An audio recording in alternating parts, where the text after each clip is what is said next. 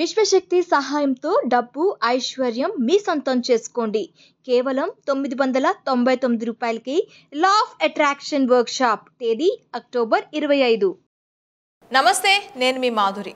రెడ్డి గారు, మనకి నవగ్రహాలకి శాంతి చేయాలి అనేటప్పుడు గోధుమలు ఇవ్వండి, మినుములు ఇవ్వండి, నువ్వులు ఇవ్వండి, బియ్యం ఇవ్వండి, పెసరపప్పు ఇవ్వండి, కందిపప్పు ఇవ్వండి, ఇలా మనకి నవధాన్యాలు ఏవైతే ఉన్నాయో ఆ ధాన్యాలన్నీ కూడా చెప్తూ ఉంటారు.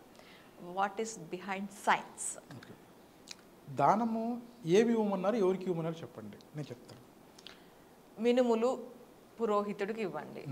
Very good. నువ్వులు పురోహితుడికి ఇవ్వండి. Very good. అది కూడా నల్ల నువ్వులు. అండ్ కందిపప్పు పురోహితుడికి. అన్ని కూడా ఇక్కడ మనకి ఏ దానమైనా పురోహితుడికి ఇవ్వండి అని చెప్పారు. నార్మల్గా ఏం చెప్తారంటే సద్బ్రాహ్మణుడికి ఇవ్వండి అంటారు. మీరు బాగా చూస్తే శాస్త్రంలో ఎక్కడైనా సరే ఒక సద్బ్రాహ్మణుడికి ఇవ్వండి అంటారు. సద్బ్రాహ్మణుడు అంటే? సద్బ్రాహ్మణుడు అంటే ఏంటంటే అండి, బ్రాహ్మణులకి కొన్ని రకాలటువంటి పనులు అప్పచెప్పారు. ఏం చెప్పారంటే వాళ్ళు కూడా మిగతా వాళ్ళలాగా వ్యవసాయం చేయడము, వ్యాపారం చేయడం లాంటివి చేస్తే ఈ లోకం యొక్క కొన్ని విషయాల మీద, అంటే ఎలా ఉంటాయంటే చెడు ప్రభావం ఏదో ఉంటుందో దాన్ని పోరాడటానికి కానీ, ఓకేనా, దాని గురించి మంచి చేయడానికి కానీ, లేదంటే దేవుడికి సంబంధించిన విషయాలు చెప్పడానికి కానీ, జ్ఞానాన్ని పంచడానికి కానీ ఒకరు ఉండరు. కాబట్టి ఒక వ్యవస్థ తీసుకొని వచ్చారు. అప్పుడు ఏం చెప్పారంటే వీళ్ళకు జ్ఞానం ఉండాలి అంటే వీళ్ళకి ఈ వేదాలు కానీ ఏదైనా సరే ఒకటి తీసుకొని ఒకటి చెప్పితే, అంటే ఇప్పుడు నేను ఉన్నాను అనుకోండి, నాకు ఎవడు ఏం చెప్పలేదు అనుకోండి, నేను ఎలా వెళ్తే నాకు తెలియదు. ఒక దిశ నిర్దేశించేవాడు తెలియదు, మంచి చెడు చెప్పేవాడు తెలియదు. నాకు చెప్పేవాళ్ళు ఒకరు కావాలి, ఎవరో ఒకరు కావాలి. ఓకేనా, వాళ్ళనే మనము అప్పట్లో బ్రాహ్మణులు అన్నాం. ఓకేనా, బ్రాహ్మణ అంటే కులం కాదు. అక్కడ దాని ప్రకారంగా తీసుకుంటే నాలెడ్జ్ గెయిన్డ్ పర్సన్. ఎస్, అంటే జ్ఞాని మహానుభావులు ఎవరైతే ఉన్నారో వాళ్ళు. అండ్ దాంతోపాటు ఏంటంటే వాళ్ళ దైనందిన జీవితం ఎలా ఉండాలి అంటే కనుక వాళ్ళు ఎవరిని చెడు కోరుకోరు కూడా. ఓకే, వీడు నాశనం వాళ్ళు నాశనం అనరు. వాళ్ళు ఏమంటారు సార్, నువ్వు బాగుండాలి అంటారు. మీరు గుడికి వెళ్తే ఏంటంటే లోక సంస్థ సుఖినో భవంతు అనేది అంటారు. లేదా మీరు గుడికి వెళ్ళారనుకోండి, మీరు నమస్తే ఏ చేసేసి నమస్కారం స్వామి ఏదైనా అన్నారనుకోండి, మీరు బాగుండాలని మీకు ఏదో ఆశీర్వచనం ఇస్తారు. అంటే వాళ్ళ నోటి నుండి ఎప్పుడు ఆశీర్వచనమే రావాలి, వాళ్ళ నోటి మంచే రావాలి, చెడు రాకూడదు. ఓకేనా అండి. అంటే ఆ వ్యవస్థలో ఉన్న వాళ్ళందరూ కూడా మంచి మాటలు చెప్పాలి, మనకు మంచి దారిలో చూపించాలి అనే దానికోసమని. అది ఎవడు పడితే వాడు చెప్పగలరా అంటే కాదు. అంటే దాని గురించి తెలిసి ఉండాలి. అనుభవపూర్వకంగా ఎవరైతే రాశారో చెప్పారో ఇవన్నీ కూడా అనుభవపూర్వకంగా రాసినటువంటివి మనకు చెప్పగలగాలి. అంటే రాయటం చదవడం వచ్చిన వాళ్ళు ఎవరో ఉండాలి, కొంత జ్ఞానం తెలిసిన వాళ్ళు ఉండాలి, వాళ్ళు చెప్పాలి. అలాగా అప్పుడు బ్రాహ్మణులకు అది ఉండేదండి. ఇక్కడ అందులో సద్బ్రాహ్మణుడు అనేది, సత్ అంటే మంచి, సత్పురుషులు అంటే మంచి పురుషులు అంటే గొప్ప వాళ్ళు అనుకోండి.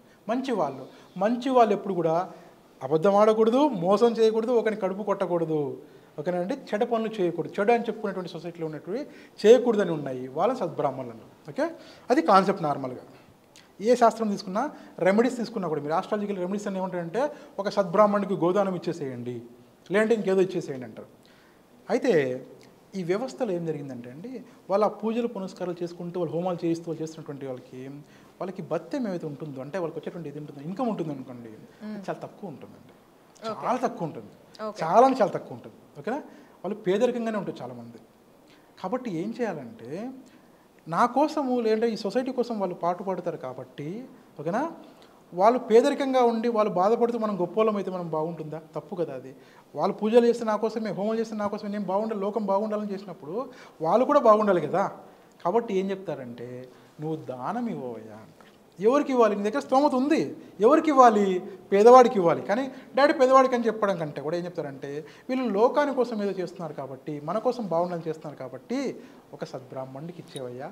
ఓకే, దానం గురించి మీరు ఇలా చెప్పారు. మరి కందిపప్పు ఇవ్వండి, కందులు ఇవ్వండి, మినుములు ఇవ్వండి, ఇలా ఇప్పుడు నీకు ఈ గ్రహం బాగాలేదా, ఈ గ్రహానికి సంబంధించి మినుములు ఇవ్వు, శనీశ్వరుడు బాగాలేదా నల్ల నువ్వులు ఇవ్వు, గురుడు బాగాలేదా గోధుమలు ఇవ్వు, ఇట్లా చెప్తూ ఉంటారు. సో వాట్ ఈజ్ ఈ సైన్స్ ఏంటి, ఈ బిహైండ్ సైన్స్ ఏంటి? ఒక్కొక్క గ్రహానికి వాటికి ఉన్నటువంటి కలర్, ఆపాదించేటువంటి కలర్ ఏదైతే ఉంటుందో దాన్ని బట్టి కావచ్చు, దాని మనస్తత్వాన్ని బట్టి కావచ్చు, మన వాళ్ళు ఏం చేస్తారంటే కొన్ని రకాల దినుసుల్ని వాటికి ఆపాదించారు. ఓకే ఓకేనా అండి, తప్పని కాదు, ఆపాదించేశారు. దీనికి ఇది ఓకేనా అండి. ఇప్పుడు శ్మశానకాళి అని ఉన్నారు, దేవత ఉన్నారు. శ్మశానకాళిని సాధన చేసే వాళ్ళు బ్లాకే వేసుకోవాలి. ఎందుకు అంటే శ్మశానకాళికి బ్లాక్ ఇష్టం కాబట్టి మీరు బ్లాక్ వేసుకోండి అని చెప్పేశారు. ఏ రోజన్నా దేవత చెప్పిందా అండి ఎవరికన్నా నాకు బ్లాక్ ఇష్టం అని? పెద్దవాడు చెప్పాడు కదా, నేను నమ్మాను, చేశాను. ఓకేనా. మహానుభావుడు కానీ ఏమని చెప్పాడంటే, దేవుణ్ణి మీరు ఎలా నమ్ముతారండి, దేవుడు ఉన్నాడు మీరు చూసారా అన్నప్పుడు ఆయన ఏమన్నాడంటే, నేనైతే చూడలేదయ్యా, నిజం, కానీ నా తండ్రి చెప్పాడు, లేదా నా గురువు చెప్పాడు. అంటే వాళ్ళకేం తెలుసు, వాళ్ళ గురువు చెప్పి వాళ్ళు చెప్పారు. అంటే నమ్మకం వస్తూ వచ్చింది మనకి. దాని గురించి ఏం చెప్పాడంటే, ఊరి చివరంట ఒక కుక్క అరిచిందంట. ఆ కుక్క అరిచింది కాబట్టి ఊరిలో ఉన్న కుక్క కూడా అరిచేసిందంట.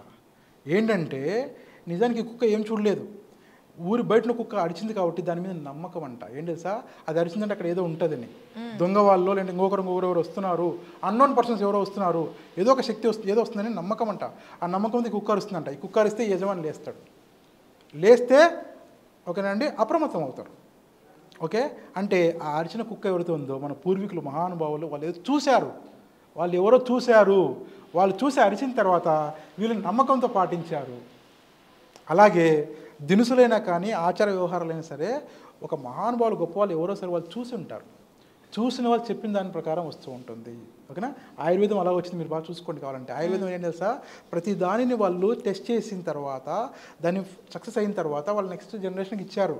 అవును, మనకు కూడా అదే. ఇప్పుడు ఈ దినుసుల్లో కూడా అదే ఉంటుంది. ఏంటంటే ఒక్కో దానికి ఒక ఆపాదించారు. అయితే ఈ ఆపాదించడానికి వాళ్ళ సైన్స్ ఏమైనా ఉండొచ్చు, నిజమైన సైన్స్ ఏంటి తెలుసా అండి, మీరు చెప్పారు కదా, ఈ దినుసులన్నింటినీ మనం తింటామా పడేస్తామా? తింటాం. ఖచ్చితంగా తింటామా? ఖచ్చితంగా తింటాం కదా. ఖచ్చితంగా తిన్నప్పుడు మీరేంటంటే ఒక్కొక్క పేరు చెప్పి ఒక్కొక్క దినిసిస్తే ఆ పురోహితుడు కానీ ఆ సద్బ్రాహ్మణుడు కానీ వాళ్ళ కుటుంబం చేసుకొని తింటారు. వాళ్ళు పడేస్తారా? పడేయరు, వాళ్ళు తింటారు వాళ్ళు. ఓకేనండి. నువ్వులు అనుకోండి, నువ్వులు బెల్లం కలుపుకొని వాళ్ళు చేసుకుని తింటే కనుక వాళ్ళందరూ స్ట్రాంగ్గా ఉంటారు, ఐరన్ బాగా వస్తుంది ఏదని చెప్తారు మనకు. చెప్తున్నారు నార్మల్గా. దినుసులు అనుకోండి ఏదైనా సరే, మినుములు అనుకోండి, మినుములతో ఏదైనా సరే గారెలో ఏంటంటే ఇంకోటి చేసుకొని తింటారు వాళ్ళు. ఓకే. కందిపప్పు ఏం చెప్పినా సరే వాళ్ళు వంటలు వాడుకొని తింటారు, అంటే కడుపుని నింపుకుంటారు వాళ్ళు. ఓకేనండి. మీరు కడుపు నింపటం కోసమని డైరెక్ట్గా ఏదో చెప్తే కాదు కాబట్టి దానికి ఒక శాస్త్రము పెద్దవాళ్ళు చెప్పారు, అందులో కూడా సైన్స్ ఉంటుంది. వాళ్ళు కూడా ఏదో నమ్మి ఉంటారు, నమ్మిన దాని ప్రకారం చెప్తారు. ఒక వస్తువు ఇవ్వండి. మరి మహానుభావులు గురువుల దగ్గరికి వెళ్తున్నప్పుడు పండ్లు తీసుకెళ్ళండి అని ఎందుకంటారు? ఎందుకంటే వాళ్ళు మనలాగా వండిన ఆహారం కానీ లేదంటే ఇంకొక రకమైన ఆహారం కానీ వాళ్ళు భుజించరు. వాళ్ళకి ఎక్కువగా ఫలాల మీద ఆధారపడతారు, ఎక్కువగా అంటే భోజనం చేస్తారు. కాబట్టి మనం వాళ్ళు ఏం తింటారో అది ఇస్తే మనకు మంచిది కదా, కానీ వాళ్ళు తినేది తీసుకెళ్తే ఏం చేసుకుంటారు వాళ్ళు? కాబట్టి వాళ్ళకి ఫలాలు ఏమంటారు. అలాగే ఈ సద్బ్రాహ్మణులు ఎవరైతే ఉన్నారో లేదంటే పురోహితులు ఎవరైతే ఉన్నారో, బ్రాహ్మణులు ఎవరైతే ఉన్నారో, నాట్ ఓన్లీ బ్రాహ్మణులు కాదు, బ్రాహ్మణులు వాళ్ళు శాస్త్రం చెప్పారు కాబట్టి ఓకే అండి. నేనేమంటానంటే బ్రాహ్మణులకు ఇవ్వండి, వాళ్ళతో పాటు నిరుపేద ఎవరంటే వాళ్ళకు కూడా ఇవ్వండి, తీసుకునేటువంటి ఇది ఉంటుంది. కాకపోతే ఏంటంటే ఈ దానంలో ఒక లాజిక్ ఉంటుంది, వాళ్ళకి ఇస్తే వాళ్ళు మళ్ళీ దానికి కావాల్సినటువంటి కర్మలు చేసుకుంటారు, వీళ్ళు చేసుకోలేరు అంటారు. కానీ నిజానికి ఏంటంటే అవి ఇవ్వకుంటే ఇంకోటి ఇవ్వండి, ఏదైనా సరే ఇవ్వండి, వాడి కడుపు నింపండి, వాడి ఆకలి తీర్చండి. ఓకే. దానంలో ముఖ్యమైనటువంటి లక్షణం ఏంటంటే ఎదుటివాడికి సాయం చేయడం తప్ప ఇంకా వేరేది ఏం లేదండి. ఫస్ట్ థింగ్ అంటే ఎదుటివాడికి సాయం చేయాలి. తద్వారా మీరు సాయం చేయడం ద్వారా ఆ భగవంతుడైనా సరే, ఆ విశ్వమైనా సరే మీకు కొన్ని వందల రెట్లు డబ్బులు ఖచ్చితంగా ఇస్తుంది. మీరు భోజనం ఇచ్చారనుకోండి, భోజనం ఖచ్చితంగా వస్తుంది, డబ్బులు వస్తుంది. ఓకేనండి. మీ సంపదలు వస్తాయి. అది దానంలో ఉన్నటువంటి సైన్స్, బిహైండ్ సైన్స్. అది ఆలోచించాలి మనం. అంతే తప్ప ఈ దినుసుకే ఇన్ని కేజీలకే లిమిట్ లేంటి, ఇన్ని దానికి లిమిట్ పెట్టుకోకండి. ఖచ్చితంగా మీకు శక్తి ఉందని. ఇప్పుడు నేను తర్వాత అదే అడుగుతాను, కేజీ పావు ఇవ్వండి, అర కేజీ ఇవ్వండి, పావు కేజీ ఇవ్వండి అంటారు. అది ఎందుకంటే ఒకటి చెప్పలేదు అనుకోండి, నేను ఎన్ని ఇవ్వాలని చెప్పలేదు అనుకోండి, మీకు ఎలా తెలుస్తుంది? మీకు తెలియాలి కదా. కాబట్టి ఏం చెప్పంటే ఒక కిలో పావు ఇచ్చేయండి అనుకోండి, ఖచ్చితంగా ఇస్తారు మీకు గ్యారంటీగా. లేదనుకోండి చాలామంది ఏం తెలుసా, ఆ పిడికిడి ఇచ్చే వాళ్ళు కూడా ఉన్నారు తెలుసా మీకు. నిజంగా చెప్తున్నానండి, దానం ఇవ్వమన్నారండి, శాస్త్రం కోసం చెప్పారు కాబట్టి పిడికలు ఇస్తారు కంపల్సరీ. ఇప్పటికీ ఉన్నారు. ఏం తెలుసా, వాళ్ళు ఏం చెప్పారండి, జస్ట్ ఇవ్వమన్నారండి, పిడికలు ఇస్తారు. మీరు ఆ పిడికలు వాడికి ఏమవుతుంది, కనీసం ఒక కిలో బావు అనుకోండి, 2 పూటలు వండుకొని తింటారు వాళ్ళు, కడుపుండా తింటారు వాళ్ళు. అంతే అండి సైన్స్. దానం. Thank you very much. Thank you.